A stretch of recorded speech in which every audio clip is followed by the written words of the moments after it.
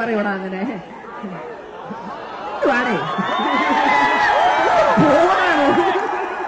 അയ്യോ, രഞ്ജിനി ഹരിദാസ് തള്ളയ്ക്ക് വിളിച്ചു. സ്റ്റേജിൽ കാണികളായിട്ടുള്ള ആൾക്കാരെ തള്ളയ്ക്ക് വിളിച്ചു. എന്തിന് തള്ളയ്ക്ക് വിളിച്ചു? രഞ്ജിനി ഹരിദാസ് തള്ളയ്ക്ക് വിളിച്ചത് എന്തിനാണ്? അതും കൂടി നിങ്ങളൊന്ന് പറയണം. ഇപ്പോൾ ഒരു സിനിമയുടെ പ്രൊമോഷൻ്റെ ഭാഗമായിട്ട് ഒരു സ്റ്റേജ് പ്രോഗ്രാം നടത്തുകയായിരുന്നു. രഞ്ജിനി ഹരിദാസും ടോവിനോയും ഒക്കെ ഉണ്ടായിരുന്നു. അപ്പം ഒരുപാട് ആൾക്കാരാണ് ഈ ഒരു പ്രോഗ്രാമിൽ പങ്കെടുത്തിട്ടുണ്ടായിരുന്നത്. അപ്പോൾ ആ ഒരു പ്രോഗ്രാമിൽ വെച്ച് കുറച്ച് കുട്ടികളെ കാണാണ്ടായി. അപ്പോൾ ആ വിവരം ഇങ്ങനെയുള്ള സംഭവ സ്ഥലത്ത് കുട്ടികളെ കാണാതാവുമ്പോൾ അല്ലെങ്കിൽ ആരെങ്കിലും കാണാതാവുമ്പോഴോ പെട്ടെന്ന് എന്താ ചെയ്യുന്നത്? നമ്മൾ സ്റ്റേജ് അധികൃതരോട് പറയും, പ്രോഗ്രാം അധികൃതരോട് പറയും. അപ്പോൾ അവർ അത് മൈക്കിൽ കൂടി അനൗൺസ് ചെയ്യും. അപ്പോൾ പെട്ടെന്ന് ഇവരിലേക്ക് എത്താൻ വേണ്ടിയിട്ടാണ് അങ്ങനെ ഒരു കാര്യം ചെയ്യുന്നത്.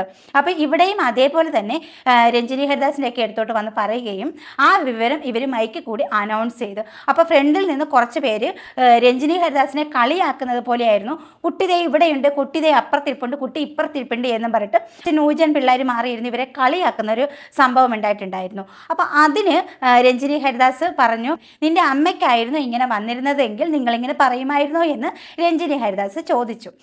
ആതിര അതാരാണ്? ലക്ഷ്മ. നിന്റെ അമ്മയാണെങ്കിൽ നീ പറയൂടാ അങ്ങനെ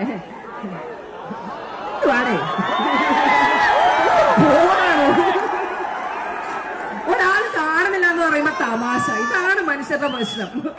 10 പേര് ചാവുമ്പോ കിടന്ന് ചിരിക്കും.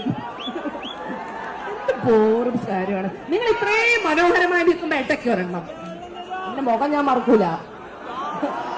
അപ്പോൾ എൻ്റെ അഭിപ്രായത്തിൽ അങ്ങനെ ചോദിച്ചതിൽ യാതൊരു തെറ്റുമില്ല. കാരണം അത്രയും സീരിയസ് ആയിട്ടൊരു വിഷയം മൈക്കിൽ കൂടി അനൗൺസ് ചെയ്യുമ്പോഴത്തേക്കും ഓപ്പോസിറ്റ് കാണികളായിട്ടുള്ള കുറച്ച് പിള്ളേരുടെ ഭാഗത്ത് നിന്നും വരുന്ന ഒരു വാക്കുകൾ ഇതായിരുന്നു, അവിടെയുണ്ട് ഇവിടെയുണ്ട് എന്നൊക്കെ പറഞ്ഞ് കളിയാക്കുന്നു. ഇത്രയും സീരിയസ് ആയിട്ടുള്ള ഒരു വിഷയമാണ്.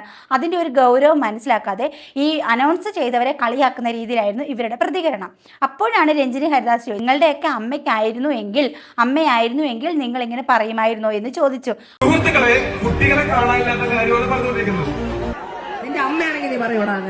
കുറച്ച് കുട്ടികളെ കാണാതായ വിഷയമാണ് എന്ന് പറഞ്ഞിട്ട് അത് സഹകരിക്കാൻ വേണ്ടിയിട്ടാണ് ഇങ്ങനെ അനൗൺസ് ചെയ്യുന്നത്.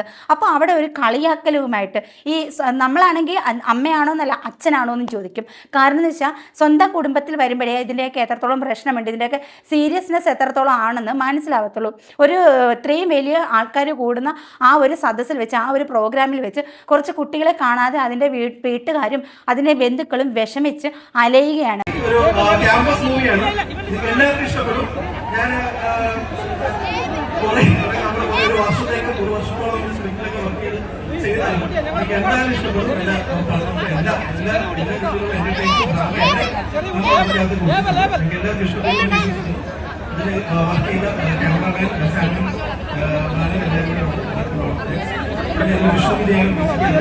അപ്പൊ എളുപ്പമാർഗത്തിനാണ് പെട്ടെന്ന് കണ്ടെത്താൻ വേണ്ടിയിട്ടാണ് അനൗൺസ് ചെയ്യിപ്പിക്കുന്നത്.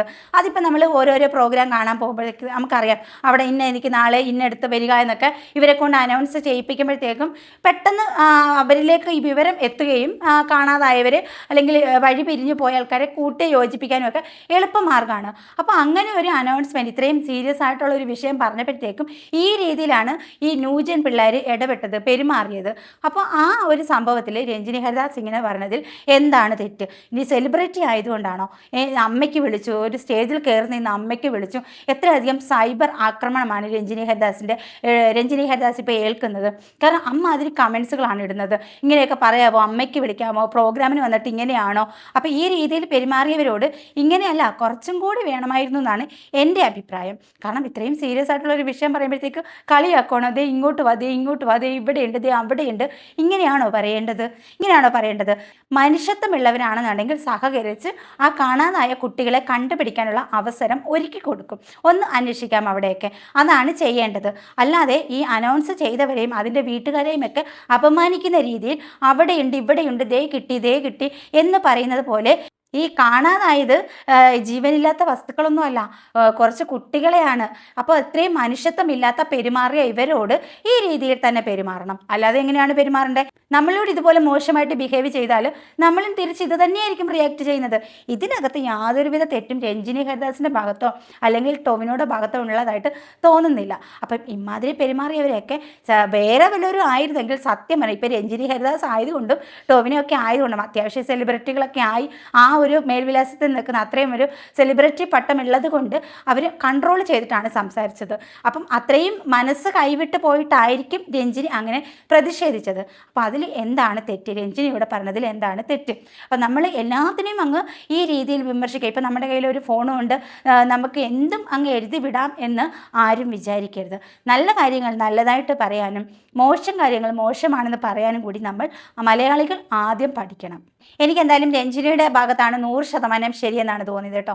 അപ്പോൾ നിങ്ങളുടെ അഭിപ്രായം നിങ്ങൾ കമൻറ്റ് ചെയ്യട്ടോ. അതുപോലെ തന്നെ ലൈക്ക് ചെയ്യാനും ഹൈപ്പ് ചെയ്യാനും കൂടി മറക്കരുത്. ആദ്യമായിട്ട് ആരെങ്കിലും കാണുന്നുണ്ടെങ്കിൽ ചാനലൊന്ന് സബ്സ്ക്രൈബ് ചെയ്യുക. അപ്പം മറ്റൊരു വീഡിയോ ആയിട്ട് വീണ്ടും കാണാം. ടാറ്റാ.